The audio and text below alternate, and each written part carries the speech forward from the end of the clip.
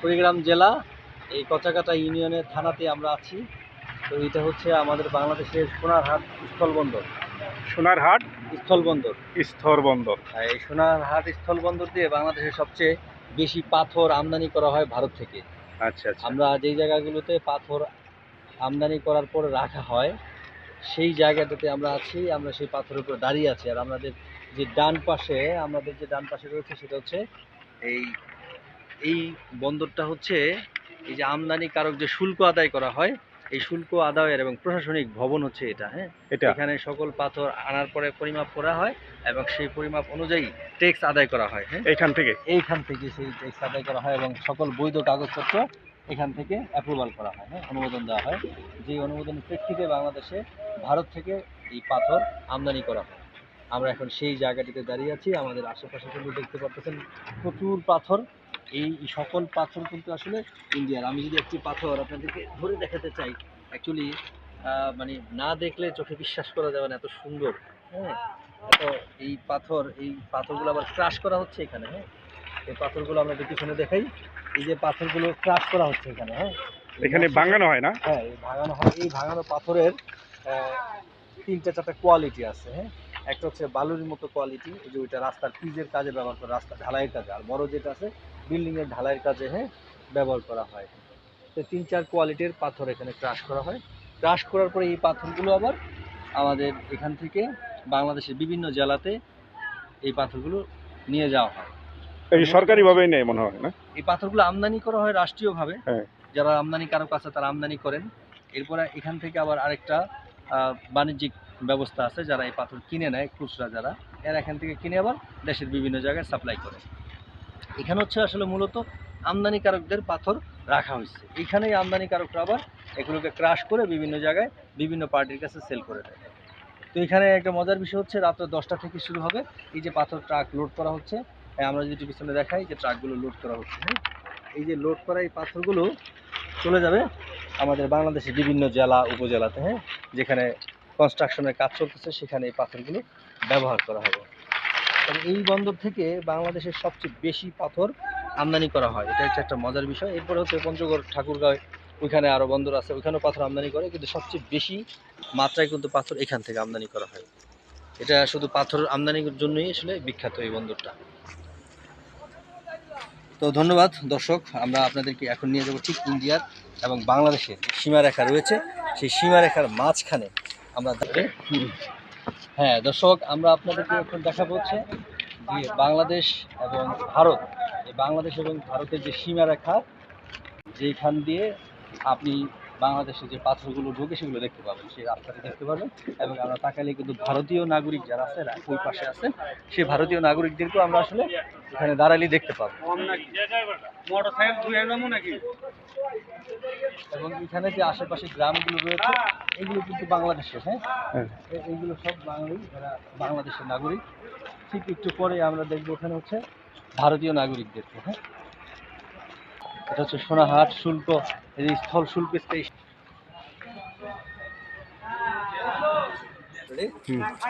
এই যে আমরা দেখতে পাচ্ছি যে এই গ্রামটি, এটা অ্যাকচুয়ালি আমাদের বাংলাদেশের গ্রাম। এটা এই গ্রামটা বাংলাদেশের পাশে যে কলাবাগান, এটা বাংলাদেশে। ঠিক আমরা একটা সাইনবোর্ড দেখতে পারবো এখানে, যে সাইনবোর্ডে লেখা আছে যে সামনে ভারত, এই সীমান্ত অতিক্রম করিবেন না, আদেশক্রমে বিজিবি। তার মানে দর্শক আপনারা দেখতে পাচ্ছেন যে আমাদের বাংলাদেশ সীমানা এখানে শেষ।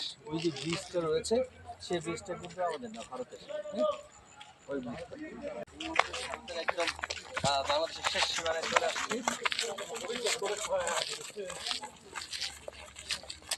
একটু পরে আমরা দেখবো যে আমাদের বাংলাদেশের যে বর্ডার গার্ড বিজিবি, হ্যাঁ, সেই বিজিবির অবস্থান আমরা একটু পরে দেখতে পাবো। এবং সেই সাথে পার্শ্ববর্তী যে ভারতের বর্ডার, সেখানে কিন্তু আমরা ভারতের বর্ডার গার্ড যারা, অর্থাৎ বিএসএফ যারা, আমরা তাদেরকেও এখানে দেখতে পাবো। তো আসুন আমরা সেখানে দেখবো। এবং সেই সাথে এই যে গ্রামগুলো, এই গ্রামগুলো বাংলাদেশের। হ্যাঁ, এগুলো বাংলাদেশের, কিন্তু ওই যে আমরা কিন্তু একটু দূরে যে খুঁটি দেখতে পাচ্ছি ওটা কিন্তু ভারতের খুঁটি। হ্যাঁ, ওই যে আমাদের বাংলাদেশের।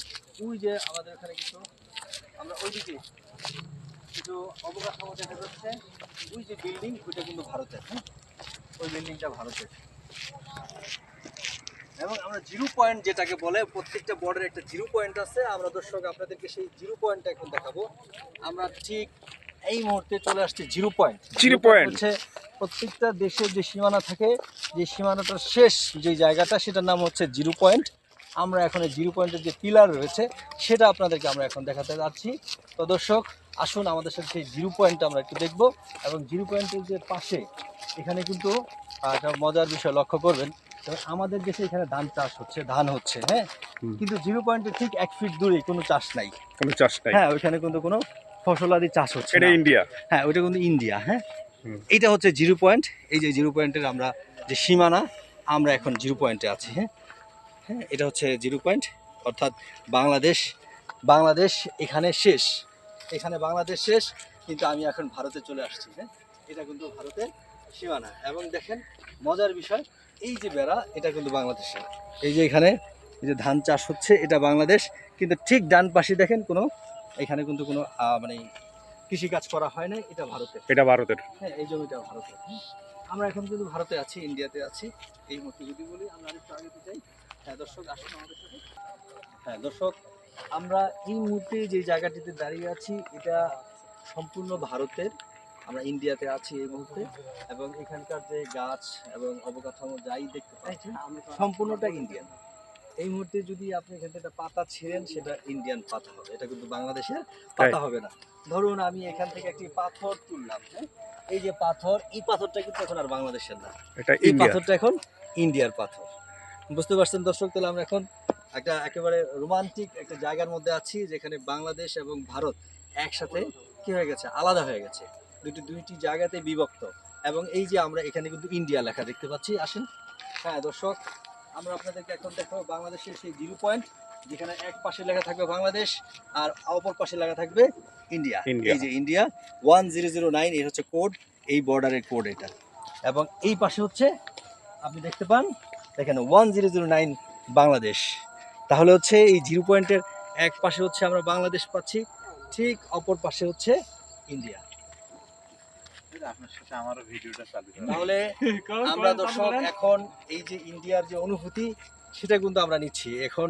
এখানকার যে বাতাস, এখানকার যে গাছ, এই গাছটাও কিন্তু এখন ইন্ডিয়া। হ্যাঁ, এটা এখন আমরা ইন্ডিয়াতে আছি। হ্যাঁ, তো দর্শক আপনাদের সকলকে আমন্ত্রণ রইল যে আপনারা এক সময় আসবেন, কুড়িগ্রাম যদি কখনো আসেন, অবশ্যই এই সোনাহাট যে স্থলবন্দর রয়েছে, যেখান দিয়ে বাংলাদেশের সবচেয়ে বেশি পাথর আমদানি করা হয়, সেই পাথর বন্দরটি আপনারা দেখতে পারবেন।